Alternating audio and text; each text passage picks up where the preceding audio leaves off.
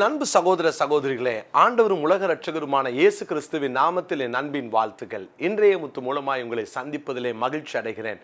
எனக்கு மிகவும் பிரியமானவர்களே, இந்த நாளிலும் ஒரு பூச்சியை எந்திரமாய் மாற்றுகிறவர் நம்ம வாழ்க்கையில புதிய கூர்மையுள்ள பற்கள் உள்ள எந்திரமாக நம்மளை மாற்றுகிறார். அப்படின்னா நம்மளை பயன்படுத்த போகிறார். இந்த வார்த்தையை கேட்கிற நீங்க யாரா இருந்தாலும், ஒருவேளை பார்க்க பூச்சி மாதிரி இருக்கலாம், பார்க்க எல்லாராலும் நசுக்கப்படுகிற, ஒடுக்கப்படுகிற, மறக்கப்படுகிற, மிதிக்கப்படுகிற அப்படிப்பட்ட சில அனுபவங்கள் வழியாக நீங்கள் கடந்து போயிருக்கலாம். ஆனால் புதிய ஆவியை தருகிறவர். நேற்று தினத்தில் சொன்னேன் இல்லையா, புது பலனை பெற்றுக்கொள்ளுங்க, மனம் புதிதாகட்டும். அப்பதான் நம்ம ஒரு பூச்சியா இருந்தாலும் நம்ம பார்வைக்கு பூச்சியா இருக்கலாம், ஆனால் தேவன் நமக்குள்ள அந்த புதிய பலனை கொடுக்கிறார் பார்த்தீங்களா, புதிய ஆவியை வைக்கிறார் பார்த்தீங்களா, அதுதான் நம்ம வாழ்க்கையில் ஒரு உன்னதமான அனுபவத்துக்குள் நேராய் நடத்தும். பிரியமானவர்களே, இன்னைக்கு இன்னொரு வசனத்தை உங்களுக்கு நான் சொல்ல விரும்புகிறேன். எபேசியர்கள் இந்த நிருபம் 4ஆம் அதிகாரம் 24வது வசனம். எபேசியர் 4:24. மெய்யான நீதியிலும் பரிசுத்தத்திலும் தேவனுடைய சாயலாக சிருஷ்டிக்கப்பட்ட புதிய மனுஷனை தரித்து கொள்ளுங்கள். புதிய மனுஷனை தரித்து கொள்ளுங்கள். நம்ம பழைய அனுபவங்களோடு, என்னைக்கோ என் வாழ்க்கையில் இருந்த வீழ்ச்சி, தவறுகள், போராட்டம், இதை யோசித்து என் தனிப்பட்ட வாழ்க்கையில ஒரு தோல்வியோடு வாழ்வது அல்ல.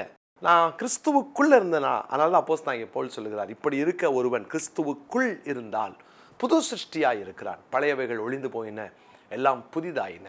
எல்லா பழையவைகளும் ஒழிந்து போகட்டும், எல்லாம் புதிதாகட்டும். உங்க வாழ்க்கையில பழைய அனுபவங்கள் மாறட்டும். பழைய அனுபவம் சொல்லும் போது என்னுடைய ஜென்ம ஸ்பாவம், என்னுடைய பழைய மனுஷன் சில நேரம் நமக்குள்ள வரும் இல்லையா, என்னுடைய உண்மையான ஃபேஸை பார்க்கல அப்படின்னு சிலர் சொல்லுவாங்க. நமக்குள்ள பல நேரங்கள்ல நான் விளையாட்டுக்கு சொல்வேன், இப்படி இருக்க ஒருவன் கிறிஸ்துவுக்குள் இருந்தால் புது சிருஷ்டியாய் இருக்கிறான், பழையவைகள் எல்லாம் ஒளிந்து கொண்டு இருக்கிறது இல்லையா, பழையவைகள் ஒழிய வேண்டும், அது ஒளிந்து கொண்டு இருக்கக்கூடாது.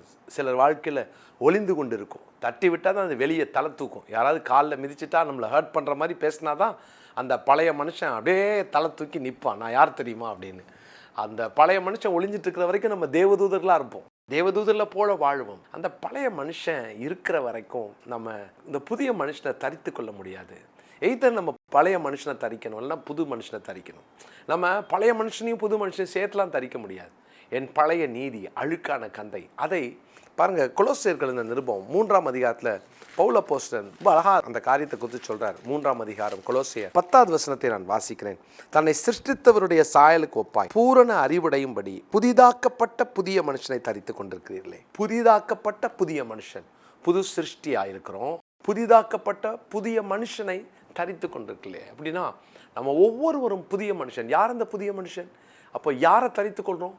இயேசுவை தரித்து கொள்கிறோம். இப்போ திரும்ப அந்த வசனத்தை வாசிக்கிறேன், நீங்கள் இன்னும் எளிதாக புரிந்து கொள்ளலாம். எபேசியர் 4:24, இதுதான் இந்த நாளுக்குரிய மனப்பாட வசனம். எபேசியர் 4:24. மெய்யான நீதியிலும் பரிசுத்தத்திலும் தேவனுடைய சாயலாக சிருஷ்டிக்கப்பட்ட புதிய மனுஷனை தரித்து கொள்ளுங்கள். அப்போ இயேசுவை இன்றைக்கு நாம் தரித்து கொள்ள வேண்டும். இனி என்னை பார்க்கிறவர்கள் என்னிலே இயேசுவை காண்பாங்க. ஏன்னா நான் புதிய மனுஷனை தரித்து கொண்டேன். பழையவைகள் ஒளிந்து போயின, பழையவைகள் ஒழியக்கூடாது, ஒழிய வேண்டும். ஒளிந்து கொண்டிருக்கிற வரைக்கும் நமக்கு டேஞ்சர் தான். புதிய மனுஷனை கூட நம்ம ஒரு மாய்மலக்காரர்களாக காண்பிக்க விரும்புகிறோம். இல்லை, புதிய மனுஷனை தரித்து கொள்ளுங்கள். அப்போ அந்த கொலோசியர்கள் இந்த நிருபத்தில் ஒரு சில வார்த்தைகளை உங்களுக்கு நான் சுட்டி காட்டுகிறேன். கொலோசியர் 3ஆம் அதிகாரத்தில் பாருங்களேன், 5வது வசனம். ஆகையால் விபச்சாரம், அசுத்தம், மோகம், துர்ரிச்சை, விக்கிரக ஆராதனையான பொருளாசை ஆகிய இவைகளை பூமியில் உண்டு பண்ணுகிற உங்கள் அவயவங்களை அழித்து போடுங்கள். உங்கள் அவயவங்களை அழித்து போடுங்கள். அப்போ ஒன்று அவயவத்தை அழிக்க சொல்கிறார், அதெல்லாம் உள்ளே கிடக்குது, அதெல்லாம் உங்களை விட்டு அழியட்டும் என்று சொல்லுகிறார். அடுத்து சொல்கிறாரு பாருங்களேன், 8ஆம் வசனம் பாருங்களேன். இப்பொழுதோ கோபமும் மூர்க்கமும் பொறாமையும் உங்கள் வாயில் பிறக்கலாகாத தூஷணமும் வம்பு வார்த்தைகளும் ஆகிய இவைகளை விட்டு விடுங்கள். ஒன்று சொல்கிறாரு, நீங்கள் அழித்து போடுங்கள். 2வது சொல்கிறாரு, விட்டு விடுங்கள் என்று சொல்லுகிறார். 9வது வசனத்தை பாருங்களேன். ஒருவருக்கு ஒருவர் பொய் சொல்லாதிருங்கள், பழைய மனுஷனையும் அவன் செய்கைகளையும் கலைந்து போட்டு, அவர் சொல்கிறாரு, கலைந்து போடுங்கள், அழித்து போடுங்கள், விட்டு விடுங்கள். தேவனுடைய பிள்ளைகளே, எத்தனை அற்புதமான வார்த்தை. நம்மளை விட்டு அப்புறப்படுத்துவோம், புதிய மனுஷனை தரித்து கொள்வோம். இன்னைக்கு புது வாழ்க்கையோடு வாழ்வோம். ஒவ்வொரு நாளும் காலையில் எழுந்தாண்டே என் பழைய மனுஷன் ஒழியட்டும், அவை சிலுவையில் அறைகிறேன். கிறிஸ்துவை உடையவன் தன் மாம்சம், அதன் ஆசை, அதன் இச்சையை சிலுவையில் அறைந்திருக்கிறான். இப்போ நான் யார்? புதிய மனுஷனை தரித்து கொண்டேன். புதிய மனுஷன் யார்? இயேசுவை தரித்து கொண்டேன். இப்படி இருக்க ஒருவன் கிறிஸ்துவுக்குள் இருந்தால், நான் இப்போ அவன் கிறிஸ்துவுக்குள்ளே இருக்கிறேன், என் மேல் அவர் மூடப்பட்டு இருக்கிறார், என்னை முழுமையாய் ஆளுகை செய்திருக்கிறார். என்னை பார்க்குறவங்க இவன் இயேசுவோடு இருக்கிறவன் என்பதை அறிந்து கொள்ளத்தக்கதாக அப்படி ஒரு வாழ்க்கை வாழ கர்த்தர் நம்ம எல்லாருக்கும் கிருபை பாராட்டுவாராக. தேவனுக்காக வாழ்வோம். கர்த்தர் நம்மளை ஆசீர்வதிப்பார். ஜெபிக்கலாம். பரிசுத்தமுள்ள எங்கள் நல்ல தகப்பனே, புது வாழ்க்கை வாழ எங்களை ஒப்புக் கொடுக்கிறோம். புதிய மனுஷனை தரித்து கொள்ள எங்களை ஒப்புக் கொடுக்கிறோம். ஆண்டவரே, எங்கள் அனுபவங்கள் ஒவ்வொரு நாளும் புதுமையாய் மாறட்டும். பழையவைகளை, களைய வேண்டியதை, அழிக்க வேண்டியதை, விட்டுவிட வேண்டியதை களைந்து விட்டு அழித்து புதிய மனுஷனை தரித்து கொண்டு புதிய வாழ்க்கை வாழ எங்களை ஒப்புக் கொடுக்கிறோம். எங்கள் ஜென்ம ஸ்பாவம் வேணாப்பா, அவைகளை அழிக்கப்படட்டும். எங்களுக்குள்ள இருக்கிற பழையவைகள் எல்லாம் ஒழிந்து போய் எல்லாம் புதிதாகட்டும். தாழ்த்தி உமது கரங்கள் ஒப்புக் கொடுக்கிறோம். இயேசுவின் நாமத்தில் ஜெபிக்கிறோம் நல்ல பிதாவே, ஆமென்.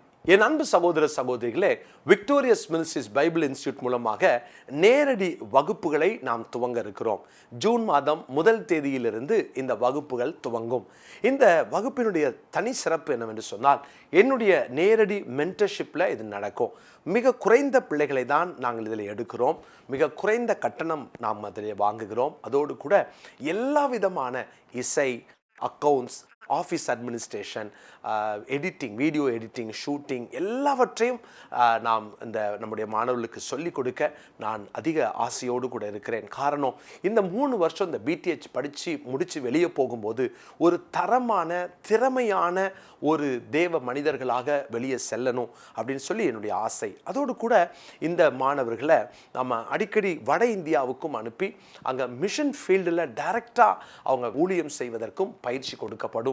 தமிழ்நாட்டிலும் நிறைய கிராமங்களுக்கு அவர்களை அனுப்பி ஊழியம் செய்ய நிறைய ஊழியங்களோடு கூட நாம் அதிகமாக பேசி வருகிறேன். ஆண்டவருடைய பெரிதான கிருபையினால இதுவரைக்கும் ஒரு அனுகூலமான சூழ்நிலைகளை நமக்கு தந்திருக்கிறார். எனவே உங்களுக்கு தெரிந்தவர்களை நீங்கள் உடனடியாக நீங்கள் இந்த வேதாகம கல்லூரியில் இணைக்க உங்களை அன்போடு கூட கேட்டுக்கொள்கிறேன். தங்கும் இட வசதியோடு கூட இருக்கிறதுனால கொஞ்சம் பேர் தான் தங்க முடியும். எனவே சீக்கிரமாக கீழே காண்கிற ஃபோன் நம்பருக்கு தொடர்பு கொண்டு உங்களுடைய அப்ளிகேஷனை வாங்கி நிரப்பி அனுப்புங்கள்.